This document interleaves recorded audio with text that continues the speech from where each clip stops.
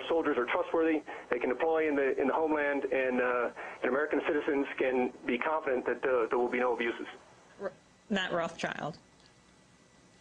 Well, you know, that doesn't really satisfy me, and I don't think it should satisfy your listeners and your audience, Amy, because, you know, our people in the field in Iraq, some of them have not behaved up to the highest standards, and a lot of police forces in the United States who've been using these tasers have used them inappropriately. The whole question here about what the Pentagon is doing patrolling in the United States gets to a real heart of the matter, which is, do we have a democracy here? I mean, there is a law in the books called the Posse Comitatus Act and the Insurrection Act that says that the President of the United States as Commander-in-Chief cannot put the military on our streets. And this is a violation of that, it seems to me. President Bush tried to get around this act a couple years ago in a Defense Authorization Act that he signed that got rid of some of those restrictions. And then last year in the new Defense Authorization Act, thanks to the work of Senator Patrick Leahy and Kit Bond of Missouri, that was stripped away, and so the president isn't supposed to be using the military in this fashion. And though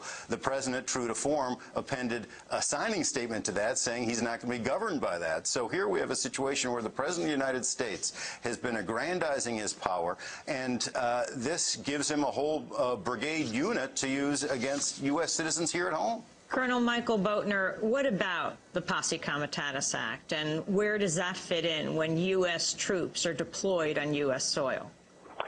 It absolutely governs in every instance. We are not allowed to help enforce the law. We don't do that. Every time we get a request, and again, this kind of a deployment is defense support to civil authority under the National Response Framework and the Stafford Act, and we do it all the time in response to hurricanes, floods, fires, and things like that. But again, you know, if we review the requirement that comes to us from civil authority and it has any complexion of law enforcement whatsoever, it gets rejected and pushed back because it's not lawful. Matthew Rothschild, does this satisfy you, editor of the Progressive magazine? No, it doesn't. And one of the reasons it doesn't is not by what Boatner was saying right there, but what President Bush has been doing. And if we looked at National Security Presidential Directive 51 that he signed on May 9th of 2007, Amy, this gives the president enormous powers to declare a catastrophic emergency and to bypass our regular system of laws, essentially to impose a form of martial law. And if you look at that National Security Presidential Directive, what it says that in any incident where there is extraordinary disruption of a whole range of things, including our economy, the president can declare a catastrophic emergency. Well, we're having these huge disturbances in our economy. President Bush could today pick up that National Security Directive 51 and say, we're in a catastrophic emergency, I'm going to declare martial law, and I'm going to use this combat brigade to enforce it. Colonel Michael Boatner. The only exception that I know of is the Insurrection Act. It's something that is very unlikely to be invoked. In my 30-year career, it's only been used once in the LA riots, and it was a widespread situation of lawlessness and violence. And the governor of the state requested that the president provide support. And that's a completely different situation. The forces available to do that are in every service in every part of the country, and it's completely unrelated to the this consequence management force that we're talking about.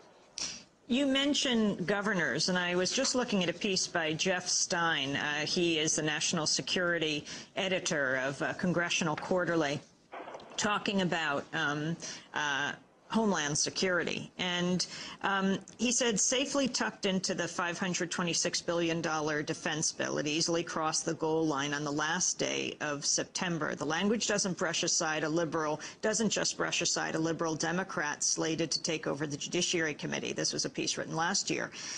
It runs over the backs of the governors, 22 of whom are Republican.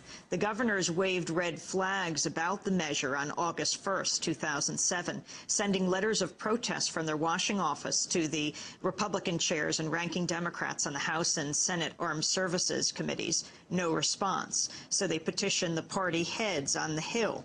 The letter, signed by every member of the National Governors Association, said this provision was drafted without consultation or input from governors and represents an unprecedented shift in authority from governors to the federal government.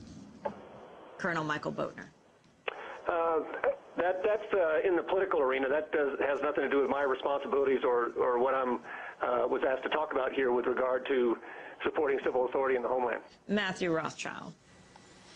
Well, this gets to what Senator Patrick Leahy of Vermont was so concerned about, that with NorthCom and with perhaps this unit, and I want to call Senator Leahy's office today and ask him about this, you have the usurpation of the governor's role, of the National Guard's role, and it's given straight to the Pentagon in some of these instances, and that's very alarming. That was alarming to almost every governor, if not every governor in the country when Bush tried to do that end around about the Posse Comitatus Act. So I think these are real concerns. Matt Rothschild, the Democratic and Republican conventions were quite amazing displays of force at every level, from the local police on to the state troopers to, well, in the Republican convention, right on to troops just back from Iraq in their Army fatigues. Did this surprise you?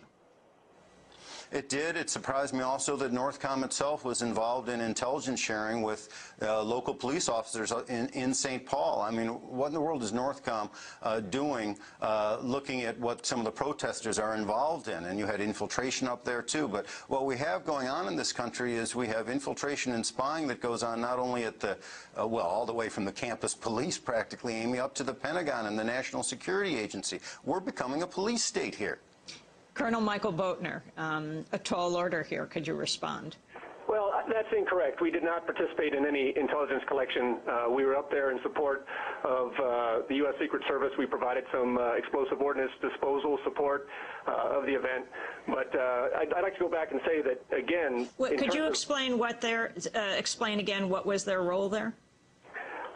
They were just doing routine screens and scans of the area in advance of this kind of a vulnerable event. It's pretty standard support to a national special security event. And are you saying there was absolutely no intelligence sharing? That's correct. That is correct. But even that, I mean, now the Pentagon is doing sweeps of areas before a political convention. That used to be law enforcement's job. That used to be domestic civil law enforcement job. It's now being taken over by the Pentagon. That should concern us. Why is that, Colonel Michael Boatner? Why is the Pentagon doing it, not local law enforcement? Well, that's because of the scale and the availability of support. DOD is the only force that has the kind of capability. I mean, we're talking about dozens and dozens of dog detection teams, and so for anything on this larger scale, the Secret Service comes to DOD with a standard Economy Act request for assistance.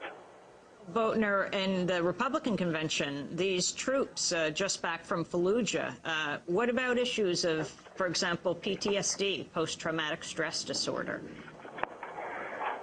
Well, my sense is that that's something that the services handle very well. There's a long track record of great support in the homeland.